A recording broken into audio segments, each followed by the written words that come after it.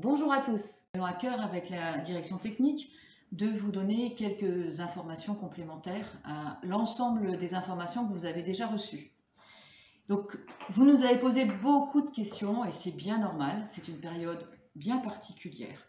Je voulais simplement vous rappeler que la pratique des activités physiques était toujours une bonne chose et toujours recommandée en cette période pour les seniors, même s'ils sont atteints de pathologies chroniques. Un petit rappel aussi, parce que les codes ont un peu changé cet été, concernant les zones. Le passage en zone rouge ne doit pas vous affoler. Le passage en zone rouge signifie que les préfets ont des prérogatives élargies. Ils peuvent prendre toute forme de limitation, fermer les bars, interdire les parcs publics, etc. Mais tant qu'ils ne parlent pas de l'interdiction de la pratique sportive, il n'y a aucun risque.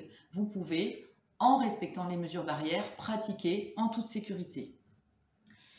Pour faciliter cette reprise, les conseils techniques ont prévu de vous donner quelques petits conseils complémentaires techniques concernant la construction de séances, l'accueil de vos pratiquants, etc. Et je vais tout de suite leur laisser la parole.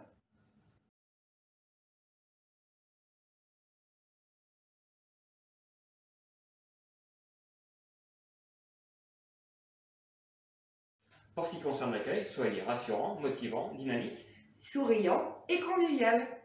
À la rentrée, pensez à questionner vos adhérents sur leur état physique et leur niveau d'activité pendant le confinement. Mais comment faire? en les questionnant, en échangeant, en faisant des tests, etc.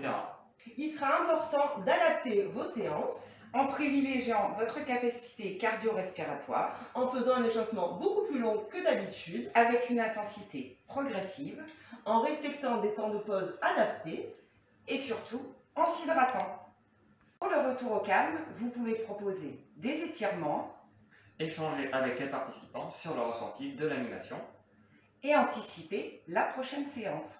Il sera très important de bien préparer votre séance en amont en vous concertant avec les animateurs de votre club et en proposant des situations ludiques. Tout en respectant nos fiches recommandations disponibles sur le site internet. Si votre département passe en vigilance, que ce soit orange ou rouge, consultez les fiches repères zone orange.